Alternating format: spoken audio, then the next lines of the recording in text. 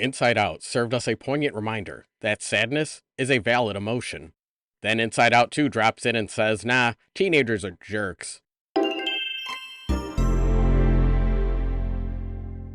So Inside Out 2 is about Riley getting new emotions, and none of it makes sense. You could argue that anxiety is a subdued version of fear. Hell, that's exactly what Scott McCloud did. It's like this movie was on a speed run to completely derail its original premise. And the main antagonist of Inside Out 2 is anxiety, right? The thing is, they don't feel anxious enough. They're too determined, too much of a go-getter. Which I guess you can argue makes sense, but I didn't have to do these kinds of mental justifications with the first movie. Everyone just is who they is. Joy is interesting in the first Inside Out because, at the start of the film, she does a great job of embodying toxic positivity. There's several scenes where she's an outright bully to sadness. She's the protagonist, but wow, can she be an That made the story all the more compelling.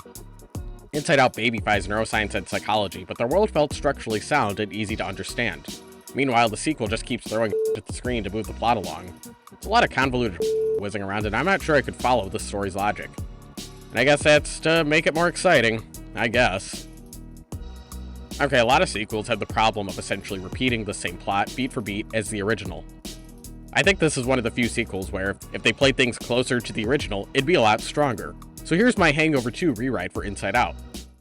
After puberty is activated, suddenly fear has greater influence over Riley's mood. Riley becomes anxious and withdrawn, and that sucks, so the gang decides to lock up Fear so Riley can go back to living life. Except without Fear, she starts doing all kinds of reckless shit.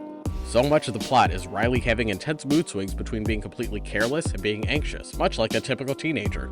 The story would tell us that we need fear in moderation just like the other emotions. We could even have the panic attack scene, and it'll grace plenty of listicles. But honestly, you don't need to do that. Riley's story of going to hockey camp is about as straightforward as bromance stories get. She wants to befriend the cool kids, but oh no, what about her old friends? By any chance you're unsure of where this is going, I'm sorry you missed day one of cliche writing for humans at the University of Xenon. The incredibly simple background plot would be perfect for Inside Out. The best scene in the movie is when Riley's in the car with her two friends. In this scene, it cuts between the conversation in the car and everyone's inner emotional world. The scene escalates to Riley's friends admitting to Riley that they're going to a new high school. They just weren't sure how to tell Riley. And this conflict is pretty trite, but the cuts between the inner worlds make everything interesting and funny. If this was the whole movie, I would love it. No notes. And that's where we see the advantage of a simplistic plot. When stories are simple and easy to follow, they can make it easier to experiment. And as a writer, you can feel confident that nobody's getting lost along the way. So the Dream Inside Out sequel is a by-the-numbers drama flick powered by a bottle-episode high-tension comedy with the five emotions arguing over these mundane happenings. And that was something special about the original. For every scenario, every character had a distinct, unique reaction. Distinct character voices can be one of the hardest things to nail in comedy writing. Not every character can be the hee-hee so random one, even if these zingers are easier to write. If every character devolves into Cosmo, then your show turns into mush. Inside Out felt immune to these issues, since it started the personification of five emotions. It's a given that everyone will react differently. But thanks to the new emotions, I'm constantly wondering how this works. Isn't anxiety just fear? Can't sadness express ennui? Isn't embarrassment just sadness plus fear? Why doesn't embarrassment, the largest of the emotions, not simply eat the other six? By the way, I hate the new character designs. Still can't remember what's the little blue guy's deal. How does anxiety represent anxiety? The original 5 had incredibly striking, iconic designs. Even if you've never seen the movie, you'd be able to identify which one's joy, sadness, anger, fear, and disgust. No one's looking at anxiety in a lineup and going, yep, that's it, that's the one, that's anxiety. I wonder if anxiety's design is a response to snarky internet comments about trends with Disney Pixar character designs. There's the observation that the guy characters get to be cartoony and fun, but all of the chicks are fresh from the Elsa clone factory. This stings all the more when you see concept art for disgust.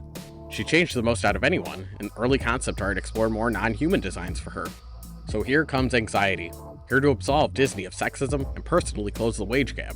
She doesn't have that typical Elsa clone design, but she doesn't really look like anything. But I guess more characters means more toys, so the mouse told the writers to cook up someone new. So let's say I'm tasked with rewriting Inside Out 2, and it comes with the non-negotiable stipulation that the story must feature a new emotion. Even with this requirement, it can be salvaged.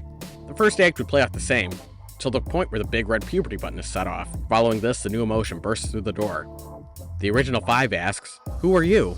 And the new guy replies, "I am the desire to say slurs." Will the slur emotion take control of Riley's life? Will Riley be able to handle slurs in moderation? What will happen when the racially diverse women's hockey team rejects Riley for a trans woman?